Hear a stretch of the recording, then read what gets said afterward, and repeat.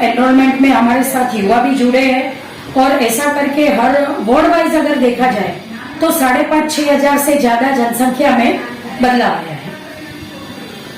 जैसे कि आपने बताया, तो सेकंड में कौन सी पार्टी थी जब आप जीत कर आए थे? तो शिवसेना। तीसरे में? और शिवसेना, और मैं चुन के आई। मेरी लीड मैंने जैसे अभी बताया 6,370 वोटों की थी और उसके बाद मतलब इतना गैप था शिवसेना और बीजेपी के कैंडिडेट के बीच में। अच्छा, अगर मैं अभी मौजूदा जो समीकरण बने राजनीतिक गलियारों में जो परिवर्तन देखा जा रहा है, राज्य में भाजपा महागठबंधन सरकार है और शिवसेना की उद्धव ठाकरे गुट अलग है और एकनाथ शिंदे गुट अलग है, इसको देखते हुए आने वाले बीएमसी चुनाव में क्या परिवर्तन आप देखेंगे? बीएमसी चुनाव में परिवर्तन में हिंदुत्व के ऊपर ही वोट जाएंगे और जो हिंदुत्व के ऊपर जो वोट भारतीय जनता पार्टी और शिवसेना को मिलते हैं वो भारतीय जनता पार्टी और शिवसेना की युति को ही मिलेंगे, उसमें कुछ फर्क नहीं होगा। कुछ फर्क नहीं पड़ेगा जी। आपको लगता नहीं कि वोट बटेंगे? मराठी वोट थोड़े बहुत बटेंगे, पर इसका कोई हमारी युति को नुकसान होगा ऐसा मुझे कुछ दिखता नहीं। इंडिविजुअल लड़ेगी मतलब? जी। पार्टियां? जी। कहने का मतलब अगर मैं मौजूदा यहाँ की वार्ड की जनसंख्या की बात करूं तो कितनी जनसंख्या होगी मौजूदा? अभी की जो जनसंख्या है मेरे वार्ड के अंदर वोटर्स जो है वो 48,850 है। 48,850?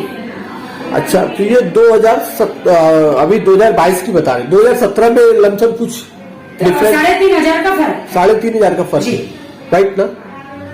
अब अगर हम बात करेंगे इसमें कि मौजूदा जनसंख्या में, तो ओवरऑल मेजोरिटी किसकी आती, कौन सा समाज है यहाँ पे? गुजराती, मराठी, कैथलिक भी है और फिर थोड़े मोमेडियन भी है।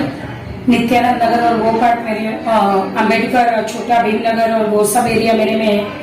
और ज्यादा गुजराती जनसंख्या अगर टोटल में से देखी जाए तो गुजराती जनसंख्या 55% गिनी जा सकती है और बाकी में अदर्स। बाकी में आ जाएंगे, अदर्स में आ जाएंगे, राइट ना? तो एग्जैक्टली जैसे कि अभी आप मुंबई महानगर पालिका चुनाव को देखते हुए एक इच्छुक उम्मीदवार के तौर पे, एक भावी उम्मीदवार और एक क्या कहते हैं पूर्व नगर सेविका के तौर पे अपने आप को किस जगह पाती है? अगर जनता के बीच में हम बात करें, जनता से सीधा जनसंपर्क स्थापित करने के मामले में कहाँ पाती है? और 11 लोग मेरे साथ लड़े थे, जिनमें शिवसेना भी थी, कांग्रेस भी थी, मनसे भी थी, अपक्ष में भी 7 से ज्यादा लोग खड़े थे। टोटल मुझे मिला के 12 लोग हम लड़े थे। फिर भी 6,470 वोटों की लीड से मैं चुन के आई थी और ये वोट हमेशा से भारतीय जनता पार्टी का फेवरेबल वोट रहा है। और उसके बाद 2017 से लेके 2022 पूरा होने तक अभी ये 5-6 साल के अंदर हमने जो काम किया है वो काम के हिसाब से आने वाले समय में भी ये वोट भारतीय जनता पार्टी का ही कैंडिडेट चुन के आएगा, ये मेरा विश्वास है और 100% मेरी खातिर भी।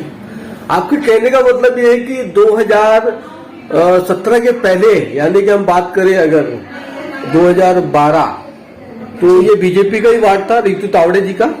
रितु तावड़े जी का वार्ड था और उसके बाद जब 2017 में बाउंड्री चेंज हुई तब मैं जब चुनाव लड़ रही थी तभी ये वार्ड 3 टुकड़ों में बटा हुआ एक हुआ।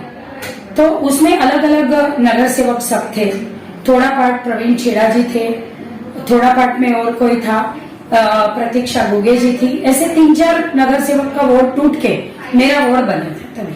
अच्छा, अगर हम प्रभाग अपना एन वार्ड की अगर हम बात करते हैं तो बीजेपी के नगर सेवकों की स्थिति क्या है जनसंख्या के हिसाब से?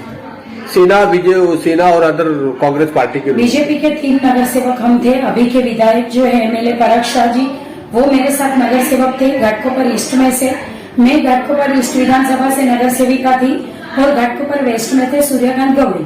हम एन वार्ड के अंदर 11 वार्ड में हम 3 नगर सेवक।